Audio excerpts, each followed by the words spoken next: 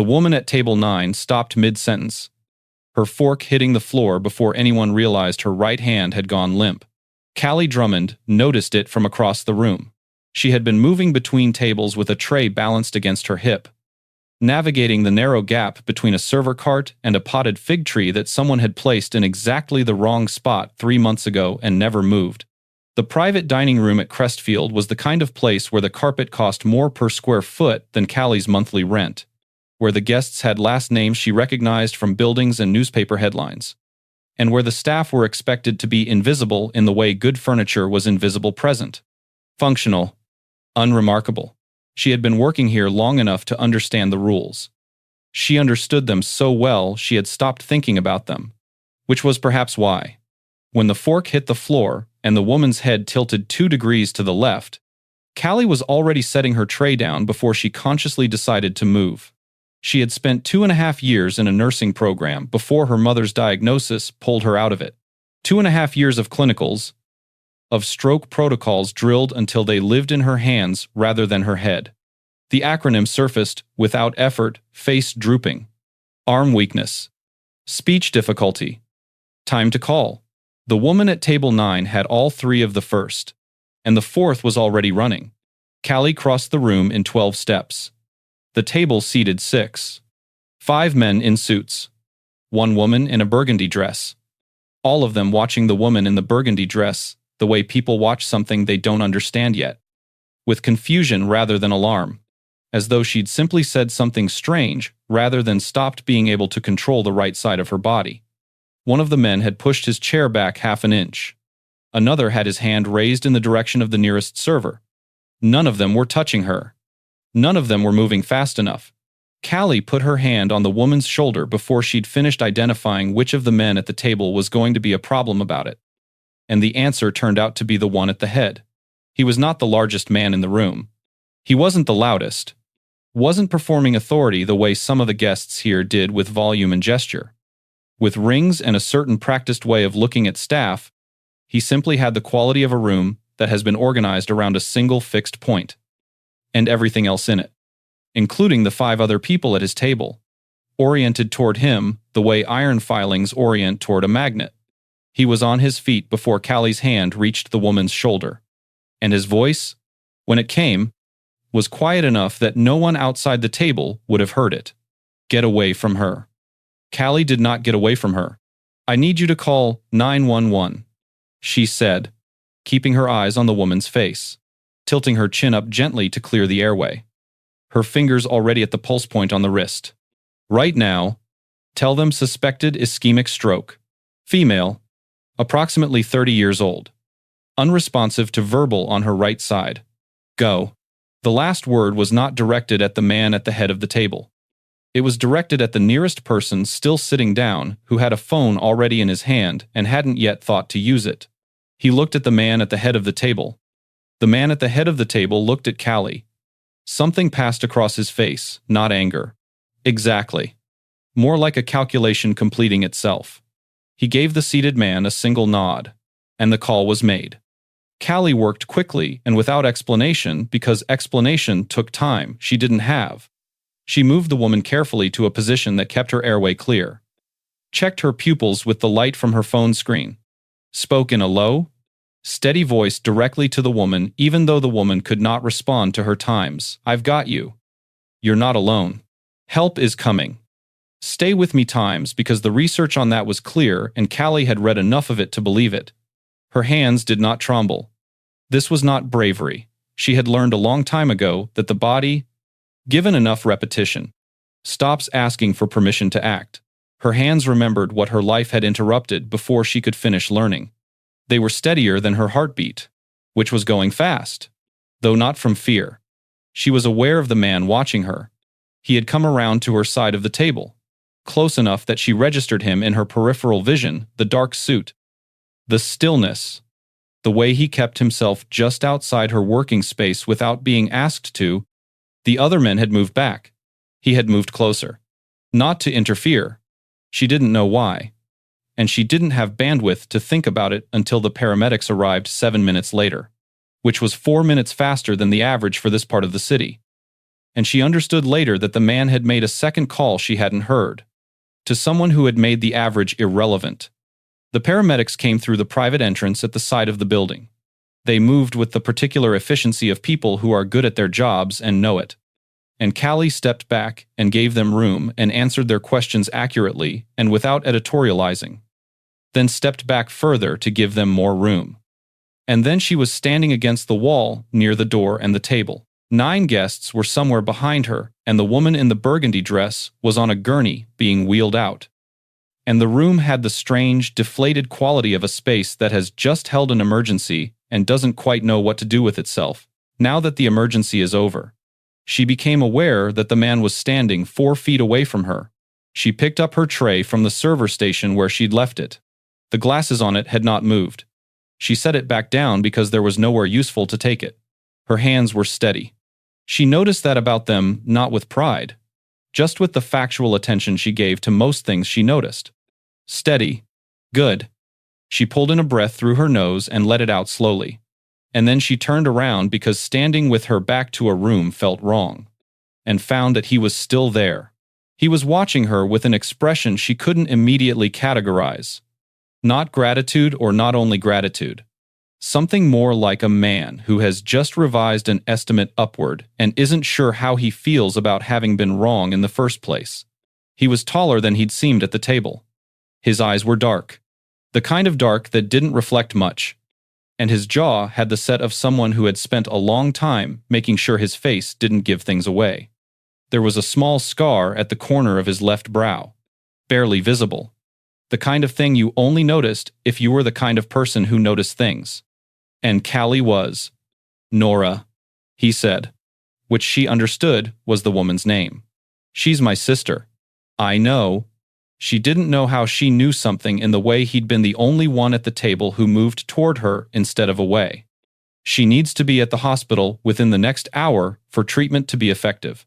The paramedics will have told you that you should go. He didn't move. The sooner you're there, I heard you the first time. His voice had not changed in volume or temperature, but something in the air around it had. This was a man who was not accustomed to being redirected. Callie had waited tables long enough to know that particular frequency of displeasure, and long enough to be tired of adjusting her behavior around it. She held his gaze. He said, after a moment that stretched slightly longer than comfortable, "What's your name?" "Callie Drummond." "Rafferty Sinclair." He didn't offer a hand. She didn't expect one. The name landed with the particular weight of names that are supposed to mean something, and she felt the half-second hesitation in herself before she located it. Yes. She knew it. The way you know the names on the tallest buildings. The ones on the charitable foundation plaques in hospital waiting rooms. She had spent time in those waiting rooms. She knew what the Sinclair name looked like on a brass plate. She looked at him with that knowledge settling into its correct place, and felt something in her posture adjust involuntarily.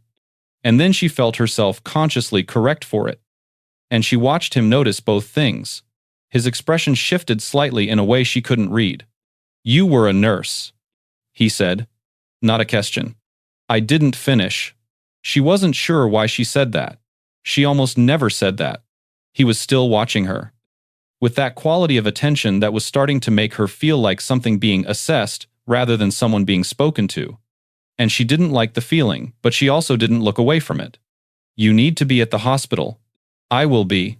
He reached into his jacket pocket and produced a card. Plain matte black with a number printed in silver. No name. No title. Nothing else. And he held it out between 2 fingers. She took it because not taking it would have been stranger. "We'll speak again?" "Ms. Drummond." She almost asked what that meant. The word times, will times, had a shape to it. A weight that implied he had already decided something she hadn't been consulted on. And she was the kind of person who noticed when a decision had been made without her, which happened more than it should, had always happened more than it should, and she was tired of noticing it without saying anything.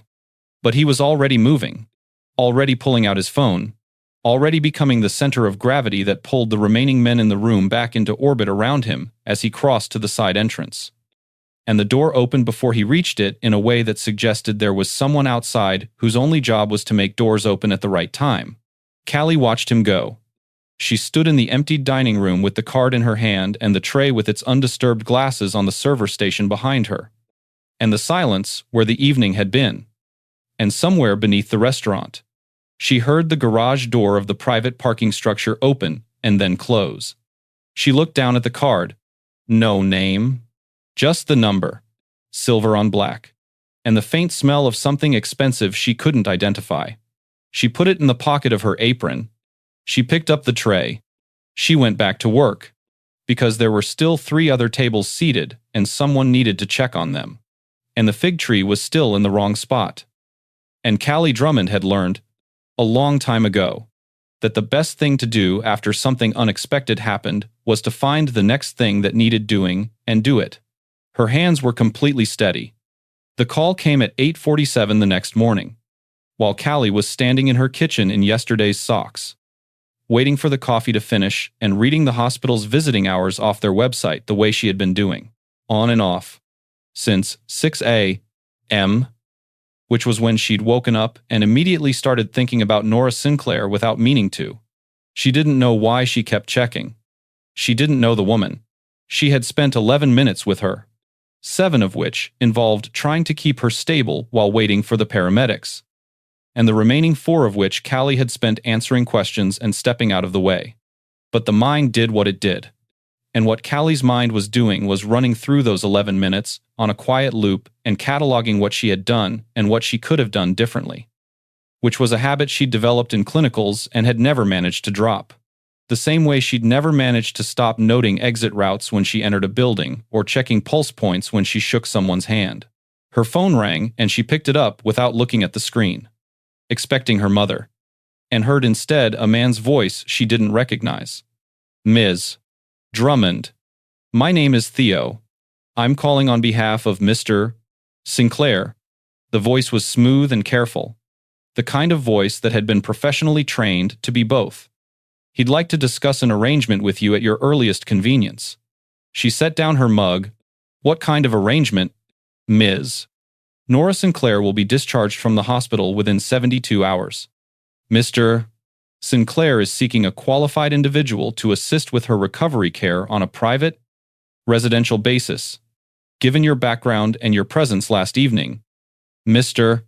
Sinclair feels you would be a suitable candidate. Callie was quiet for a moment. Through the kitchen window, she could see the narrow strip of courtyard between her building and the next one, the concrete wet from rain that had stopped an hour ago, a pigeon standing in a puddle looking profoundly unbothered by everything. I'm a waitress, she said. You have 2.5 years of nursing training, and your CPR and emergency response certifications are current. Mr. Sinclair is aware of your qualifications. She didn't ask how he was aware of them. She had a feeling the answer would be either obvious or alarming. Possibly both. I have a job.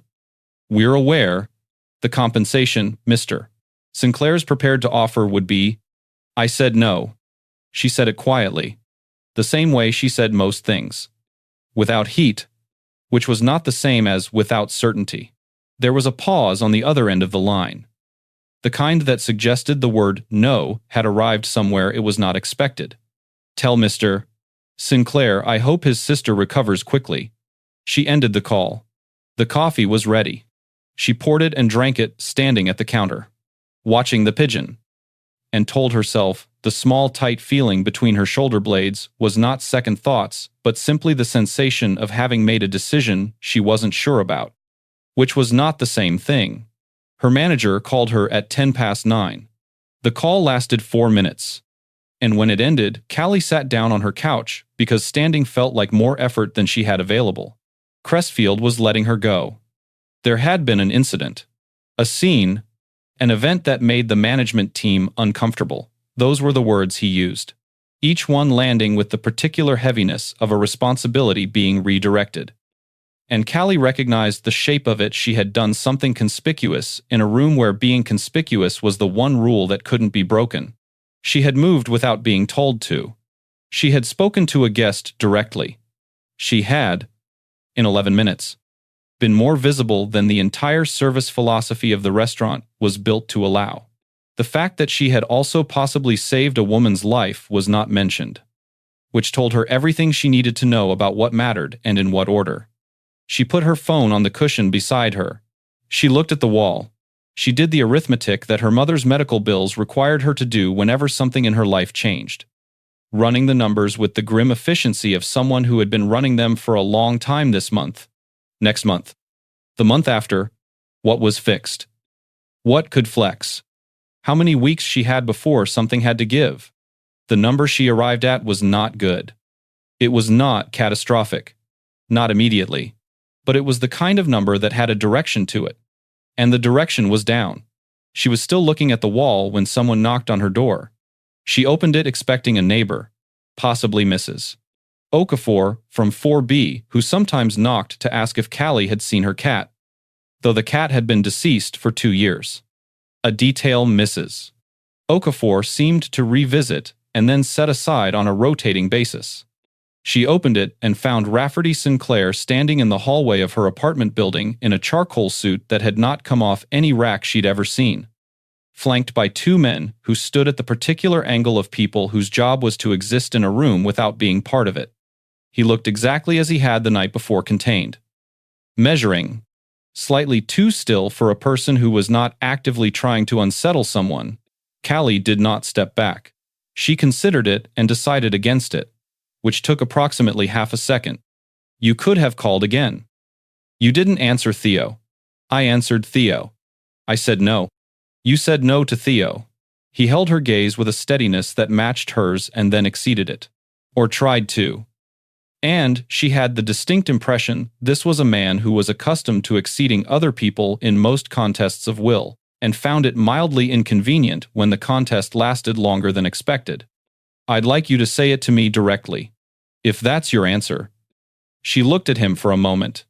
Then she stepped back and held the door open, because having this conversation in the hallway felt wrong in ways she couldn't fully articulate.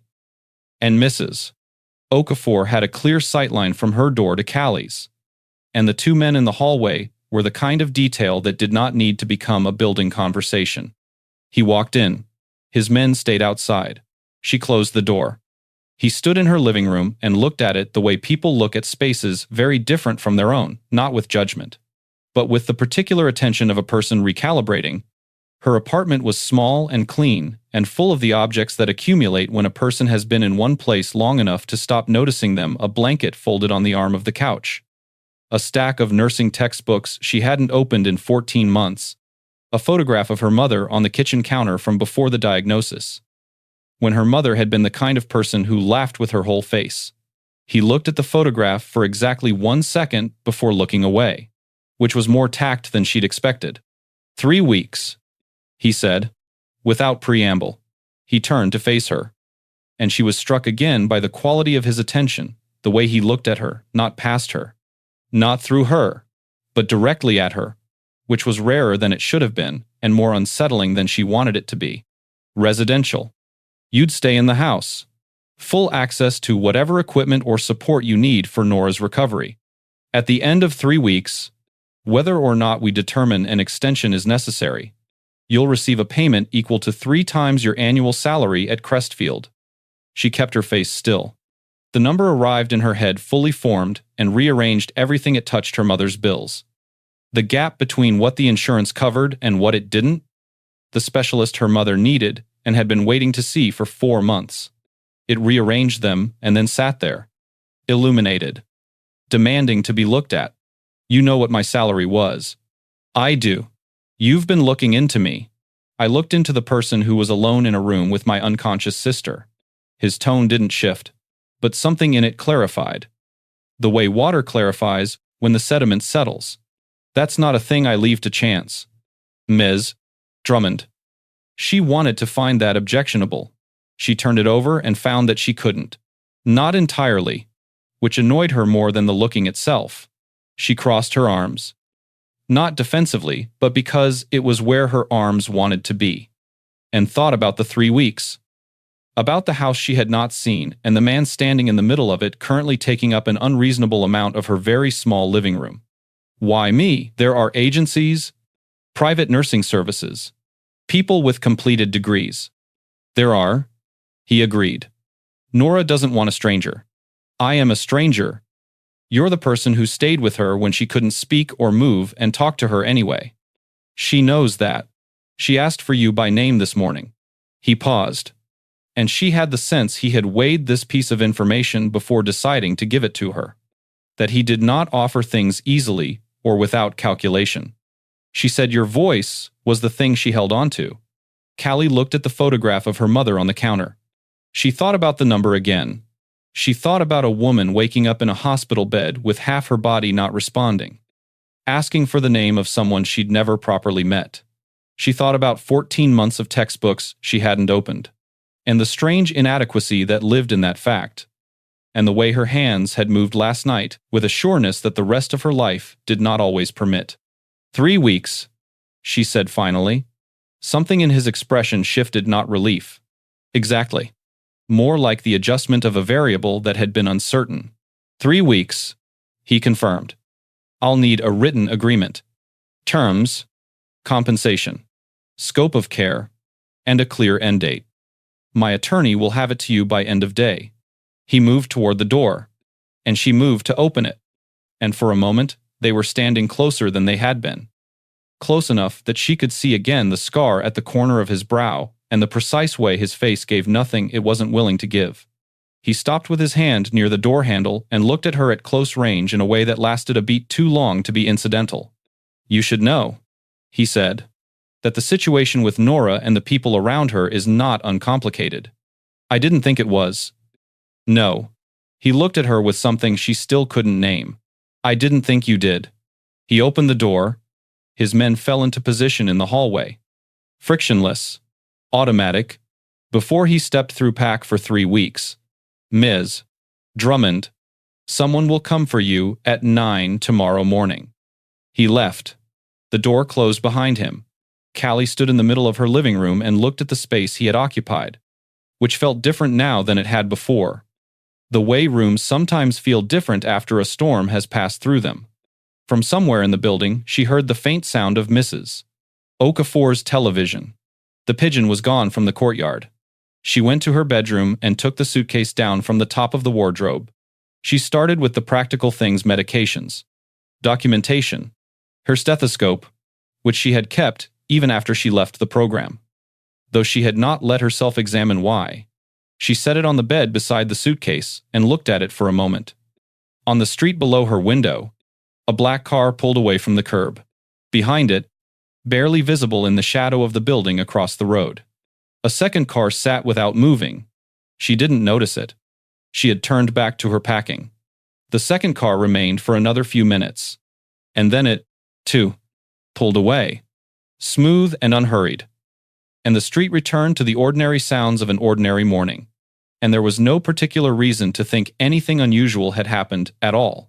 No reason, except that a man in the passenger seat of the second car had watched her window with the patient. Impersonal attention of someone who was paid to notice things, and who had, in fact, noticed quite a lot.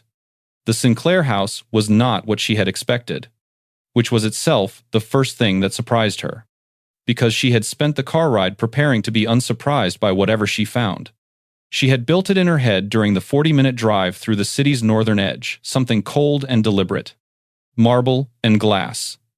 A building that announced its own importance the way people who needed to be taken seriously sometimes announced theirs. What she found instead, when the car turned through a set of iron gates and proceeded up a long gravel drive lined with old oaks, was a house that had been lived in. The stone facade was dark with age at the corners. 2 of the upstairs windows had their curtains drawn at different heights. A pair of outdoor chairs on the east-facing terrace had been pushed out of their original position by someone who had moved them toward the morning sun and not bothered to move them back. It was the kind of house that had opinions, and Callie found she respected it for that. Nora Sinclair was installed in a bedroom on the second floor, with a south-facing window and more pillows than any one person required. And she was. In the first 30 seconds of their meeting, more forthcoming than her brother had been in the entirety of their 2 interactions combined. She was 31 years old, she told Callie. She had been a painter before the stroke and was furious about the implications this had for her right hand. She hated the hospital and was glad to be out of it. And she had asked for Callie specifically because the voice she remembered from the floor of that restaurant had sounded like someone who would tell her the truth rather than the comfortable version of it. "My brother tells people what they need to know," Nora said, propped against the excess pillows with her right arm resting in a brace. "You told me things I needed to hear. There's a difference." Callie settled into the work quickly. Because the work was the part of all of this she understood without effort. Nora's recovery would be slow and non-linear. She explained this on the first day.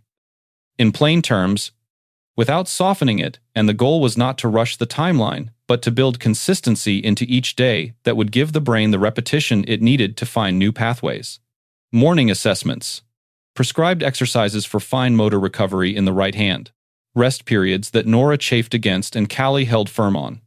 By the third day, they had fallen into a rhythm that felt less like a professional arrangement and more like two people who had decided, without discussing it, that they could tolerate each other's company at close range. Nora talked constantly during the exercises, not to fill silence, but because she was the kind of person for whom thinking and speaking happened simultaneously, and she had never seen a reason to separate them. Callie listened, and occasionally disagreed. And Nora seemed to find this more satisfying than agreement would have been. She saw Rafferty infrequently and at irregular intervals, which she had expected. And each time she saw him, the interaction had the precise quality of two people who were aware of each other's presence without choosing to acknowledge the full weight of it. He appeared at the door of Nora's room every evening between 6 and 7, stayed for 20 minutes, and left again. He nodded at Callie when he arrived. She gave him a brief report on the day's progress. He asked one or two questions direct, specific, the questions of someone who had done the work of understanding what the relevant questions were, and then the exchange was over. She told herself this was the appropriate professional dynamic, and she was satisfied with it, which was true in the same limited way that many things she told herself were true. On the 6th evening, Nora announced that she wanted dinner at the long table in the main dining room rather than in her room, and that she wanted both Callie and Rafferty present, and that this was not a request. Rafferty, to his credit, did not argue. Neither did Callie, though for different reasons she had already understood that Nora Sinclair got what she wanted not through force but through the specific gravity of someone who has decided that inconveniencing other people is sometimes the cost of living correctly. They ate at the long table with its dark wood and its too many candles. And Nora talked about a painting she had been planning before the stroke, a series she'd been building toward for 2 years. Describing it with the frustrated precision of someone who could still see the thing perfectly, but couldn't yet trust her hand to reach for it. Rafferty listened without interrupting. Callie asked a question about color, which she knew very little about, because Nora's face had changed when she described it, and Callie was curious about the change. For perhaps 40 minutes, something in the room was simply dinner, not a transaction, not a managed situation, not an exercise in coexisting without incident. Then Rafferty's phone lit up on the table beside his plate. He looked at the screen. The thing that happened to his face was subtle but total. The way a landscape changes under cloud cover, same features, different quality of light. He excused himself without explanation and was gone for 35 minutes. And when he came back, he was wearing the expression she had seen on him on the night at the restaurant. Contained. Opaque. The expression of a man who had made a decision and locked it somewhere she didn't have access to. He sat back down. He finished his wine. He said something gentle to Nora about getting rest, and his voice was exactly as warm with her as it always was. And there was something in that, the precision of it. The fact that he had stepped away from whatever the phone call had required of him and returned and been warm with his sister without a single visible seam that made Callie understand, in a way she hadn't before, that this was not effort for him. It was architecture. He had built different rooms inside himself for different things, and he moved between them without friction. And she thought that must be a very efficient way to live, and also, possibly, a very lonely one. 3 days later, she saw what the rooms were for. She had come downstairs at 10:30 for the tea she made every night before bed, a habit from her mother. Loose leaf in a small pot. The same ritual, in the same order. One of the ways she maintained the sense of her own continuity when everything around her was in motion. The kitchen was at the back of the house, past a corridor that ran alongside what she had understood to be a study. The study door was not fully closed. She was not trying to hear anything, and later she would not be entirely sure what she had heard. Only that there were two voices inside Rafferty's and one she didn't recognize, and that the conversation had the cadence of something being settled rather than discussed. And that the unfamiliar voice, when it rose slightly, had a quality of carefully managed fear that she recognized from places she had learned to recognize it. She did not slow down. She went to the kitchen and made her tea, and came back the same way, and the corridor was empty, and the study door was still not fully closed, and there was, now, only silence behind it. She sat in the small armchair in her room with her tea, and thought about what she had heard and hadn't heard. She thought about Nora's painting. She thought about the written agreement, now 11 days old, and the 12 days remaining on it. She thought about Rafferty's face at the dinner table after the phone call, the precision with which he had reassembled himself. And she turned over the image of it the way she turned over most things carefully, at multiple angles, willing to revise. She had come into this house with a clear idea of what she was here to do and what the boundaries of it were, and she had kept to both, and she understood this was the correct way to behave. She also understood, and had understood since approximately the third day, that the house and the people in it were doing something to the clarity of those limits that she didn't have a clean word for yet. The next afternoon, Nora asked her to pour tea from the pot on the side table while she worked through her hand exercises. And Callie did, measuring the pour with the automatic care she gave to small, precise tasks, and became aware that Rafferty had appeared in the doorway of the room. She didn't see him see her hands. She saw, when she looked up a moment later, that his eyes moved from the teapot to her face with an expression she had seen briefly once before the night at the restaurant. Before he'd recovered himself.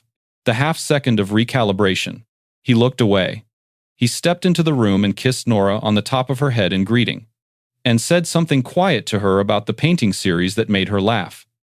And then he said to Callie, without looking at her directly, her range of motion is improving. It is. Callie said, she's been consistent.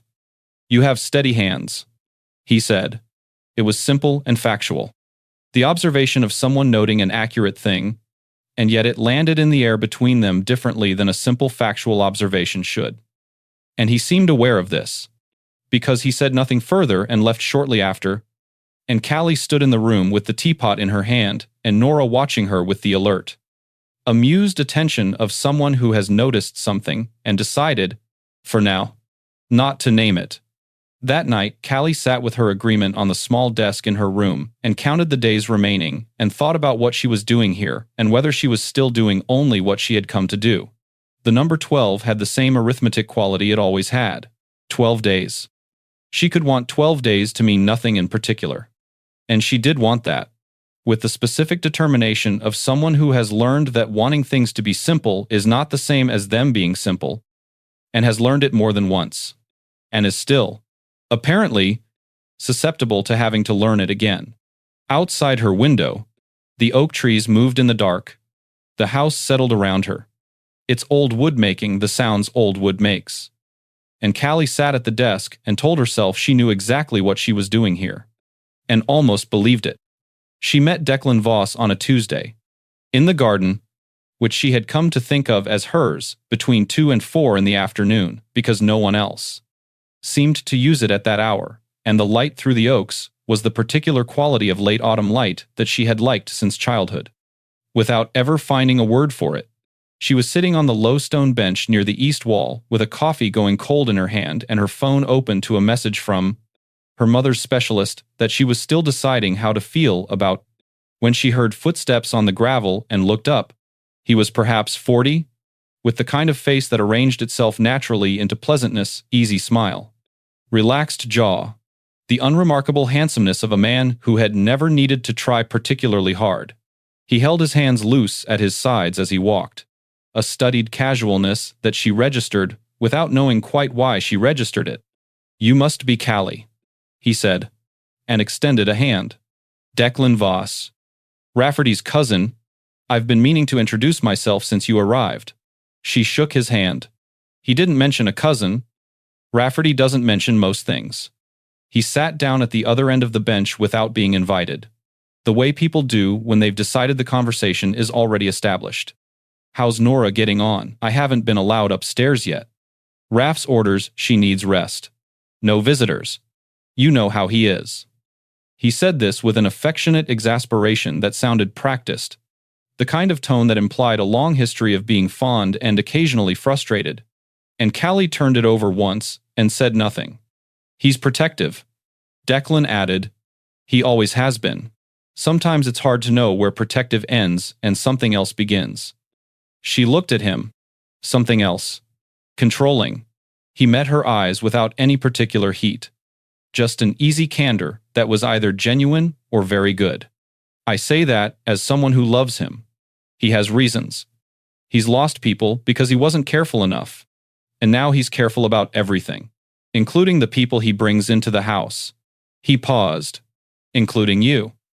Callie set her coffee down on the bench beside her. What does that mean? It means you should ask yourself why a man like Rafferty Sinclair didn't simply hire a professional nursing service through the proper channels. Declan looked at the oak trees with the unhurried air of someone making an observation rather than an argument. It means you should ask yourself what it means that he wanted you specifically. That he came to your apartment himself. That he put you inside his house. Rafferty doesn't do things without a reason. He's never done anything without a reason. He looked back at her. I just want to know the reason. If I were you, wouldn't you? She did not answer immediately, because she had learned a long time ago that the impulse to fill silence was worth resisting. She looked at him with the same attention she gave most things and thought about what he had said and what it was shaped like. And what it was shaped like was a door being offered. And the question was whether she wanted to walk through it or whether she wanted to note the door's existence and keep sitting on the bench. What are you suggesting? She said finally. He reached into the inside pocket of his jacket and produced a slim envelope and held it out with the same two-fingered gesture Rafferty had used with the matte black card, which she noticed and filed away. I'm not suggesting anything. I found something I think you have a right to see. What you do with it is your decision. When she didn't take it immediately, it concerns you. Callie, directly. She took the envelope. It was not sealed. Inside were 3 pages. Printed, dense with the kind of language that belonged to internal communications terse. Referential. Built for people who already knew the context. She read the first page standing with the envelope in one hand and the pages in the other. And then she sat back down and read it again more slowly. And then she turned to the second page. And somewhere around the middle of the second page, the shape of what she was reading shifted under her hands, the way the ground shifts in the first second of an earthquake. Not violently. Just with the particular wrongness of something that was supposed to be fixed moving. The first page outlined a threat assessment. Her name appeared 4 times. Beneath her name, on 2 separate line items, there were references to orders that had been issued. The phrasing was oblique, but the structure was clear to neutralize a witness liability following the incident at Crestfield. The dates matched. The first order had been issued the morning after the dinner. The second, 3 days later, had been countermanded.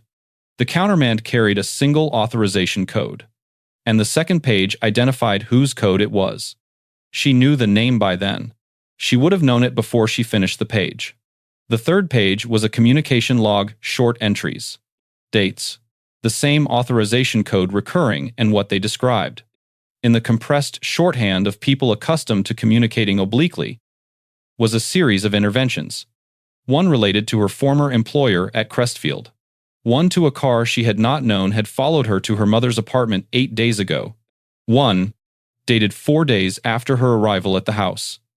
To something she couldn't fully parse, but that had the shape of a threat that had been intercepted before it reached her. She sat with the pages in her lap, and the garden very quiet around her, and the light through the oaks doing what it always did at this hour. And she thought about a man who had stood in her living room with the quality of a fixed point and told her the situation was not uncomplicated. And she thought about the architecture of rooms inside a person. And she thought about the fact that she had been inside this house for 16 days without knowing any of this. And she tried to locate what she felt about that and found it was not simple enough to name cleanly.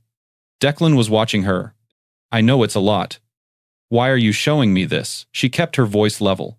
She was good at level. Because you deserve to know what you've been brought into. He leaned forward slightly, his forearms on his knees, his voice dropping to something that felt like confidence but had too much intention in it. He's been using you. Callie, not maliciously, I don't think he's capable of malicious, where Nora's concerned, but you came in here thinking you were caring for a patient.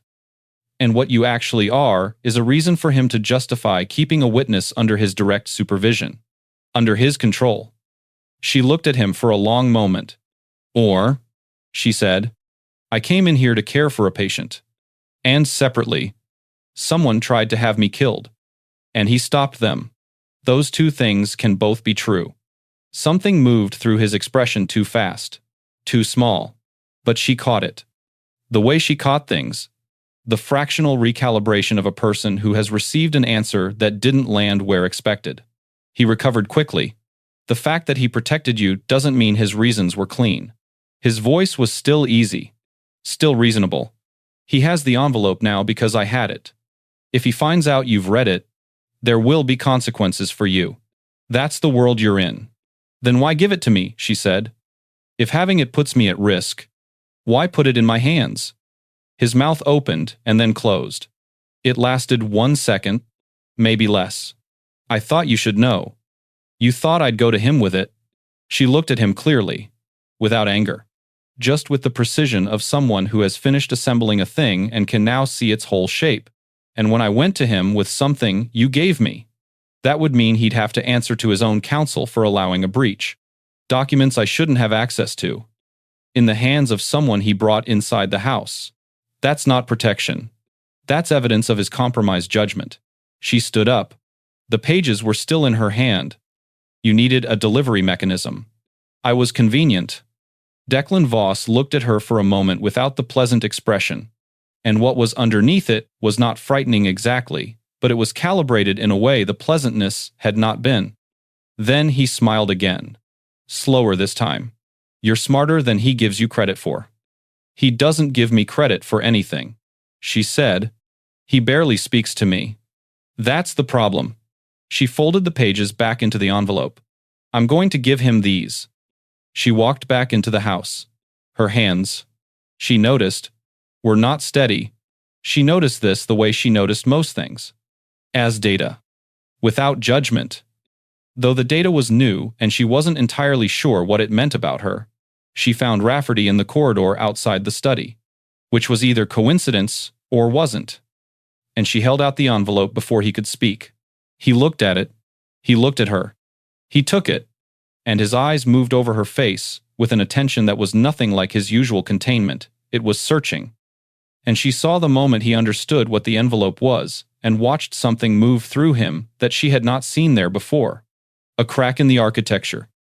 Brief and real. Where did you get this? Your cousin gave it to me in the garden 20 minutes ago. He told me you were using me as a controlled witness.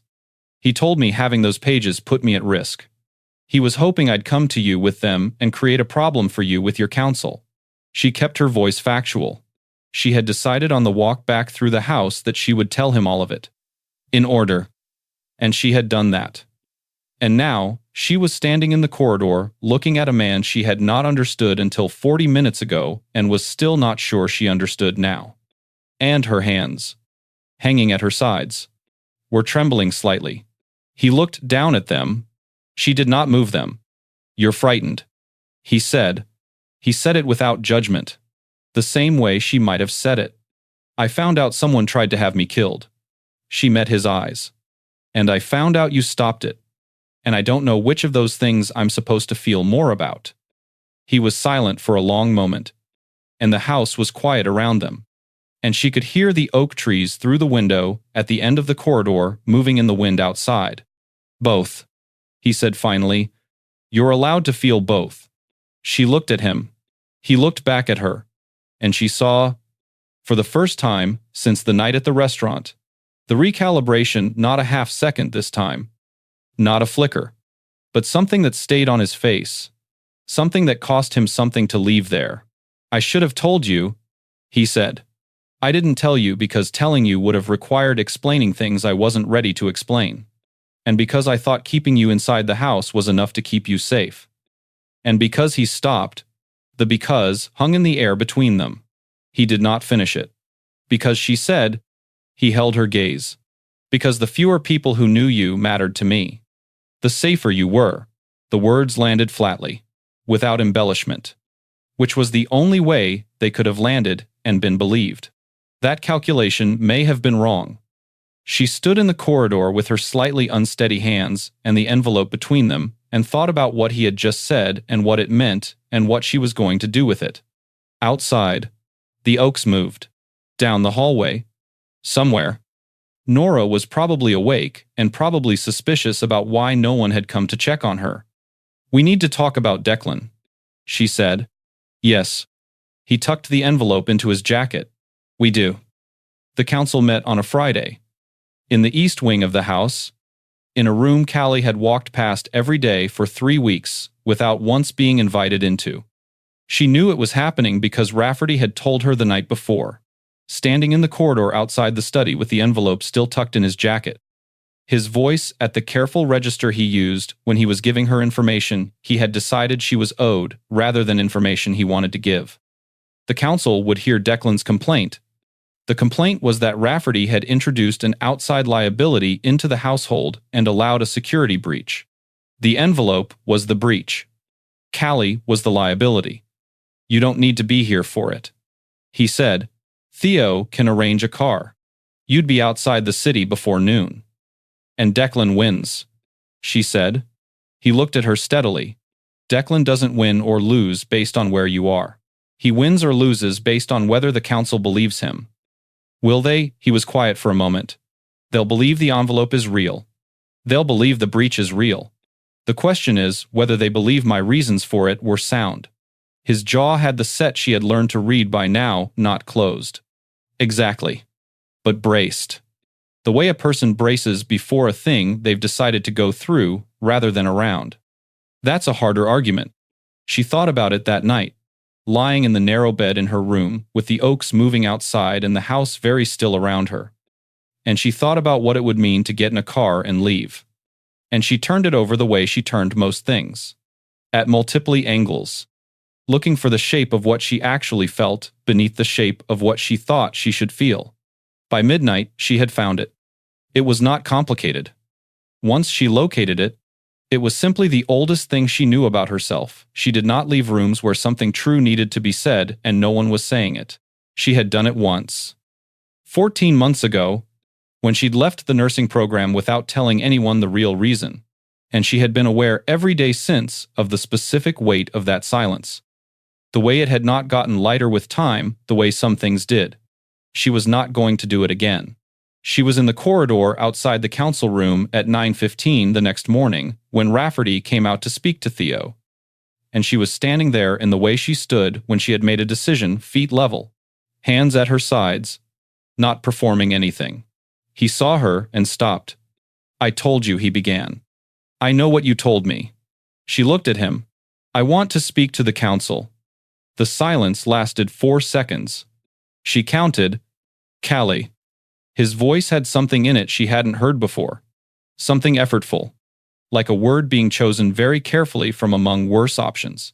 You don't know what you're walking into. I know what I read in those pages.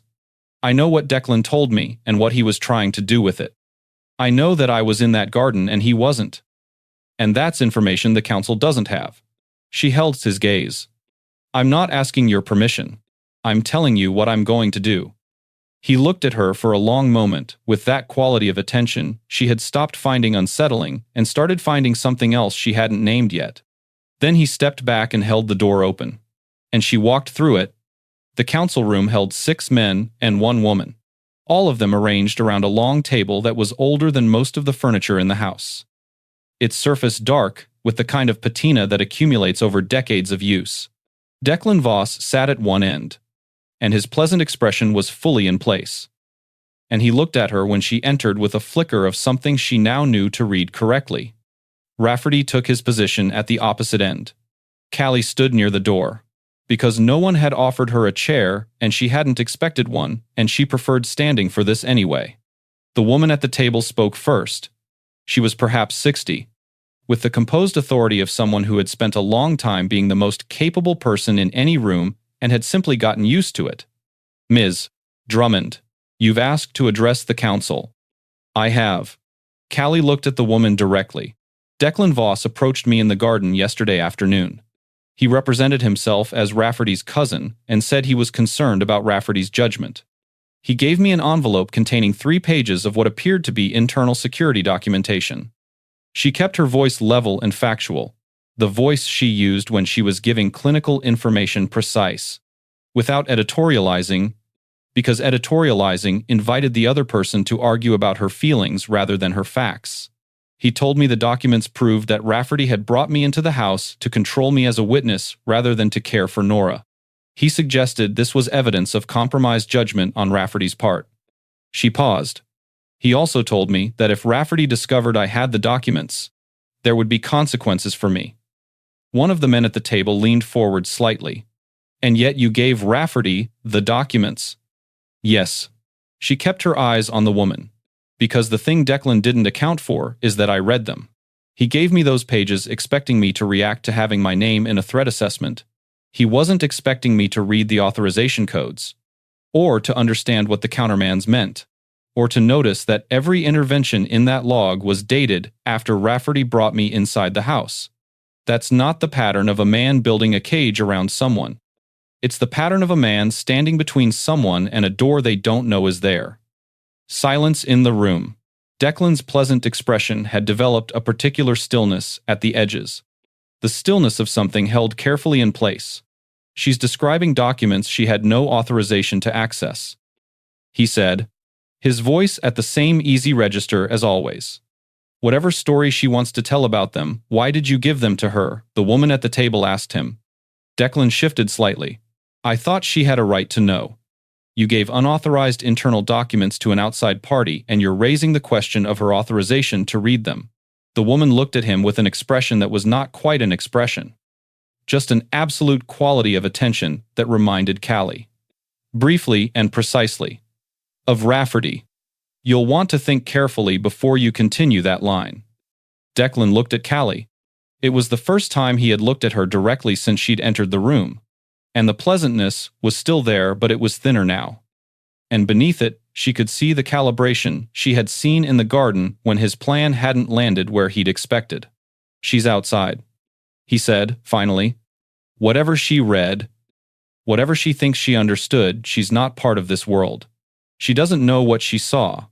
She saw enough to hand it back." This was Rafferty, from the other end of the table, his voice quiet in the way it was always quiet, but with something underneath it that she had not heard there before. Not anger. Something more like its opposite. A thing that had been held under pressure for a long time, finally being allowed to surface in a controlled way. She read a document implicating my involvement in 6 interventions, any one of which she could have taken to the police or the press or anyone else who would have found it interesting. And she walked it directly back to me. That's not the behavior of someone being controlled. He looked at the woman. That's the behavior of someone who made a choice. The council deliberated for 45 minutes, during which Callie sat in the corridor outside on a chair that Theo had silently produced from somewhere, with a coffee she couldn't taste and the particular quality of waiting that she had learned in hospital hallways, not inert, not passive, just present with the outcome, without being attached to a specific shape of it. She thought about Nora upstairs, who had almost certainly been informed that something was happening and was almost certainly furious about not being in the room for it. She thought about the nursing program textbooks still stacked on the desk in her apartment at home, and the stethoscope in her bag upstairs, and the 3 weeks that were ending today, whether she wanted them to or not. She thought about her mother's specialist and the message she still hadn't fully decided how to feel about. The door opened. The woman came out first, looked at Callie with the same absolute attention as before, and said, "Thank you for your time, Miss Drummond." She walked away down the corridor. The other council members followed in ones and twos. And last of all came Declan, who paused in the doorway and looked at Callie with his pleasant expression entirely intact, which told her nothing about what had happened inside and everything about who he was. He walked away without speaking. And then Rafferty was in the doorway, and the room behind him was empty, and the corridor was quiet. "Well," she said, "the complaint is dismissed." He leaned against the doorframe, which was the most unguarded physical posture she had ever seen him in, and looked at her with something on his face that she had stopped trying to categorize and had simply started allowing to be there. "Declan will be under review. It won't be comfortable for him, but he won't be removed. Not yet." A pause. This world doesn't move quickly when it moves against itself. But it moves. He looked at her. "You didn't have to do that." "No," she agreed. "Most people wouldn't have." "I'm aware." She looked back at him.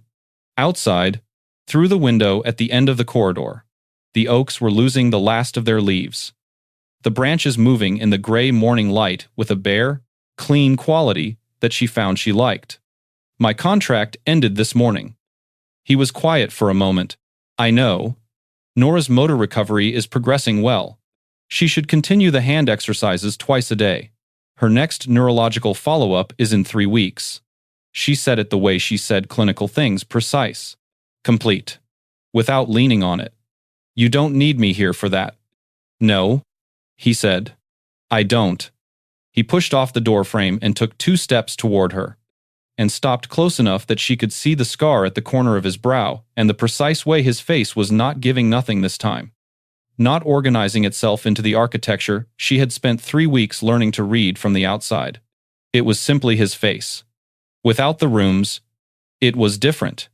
"I need you here for other things entirely," he said, and his voice was at the same quiet register it always was, but without the walls behind it.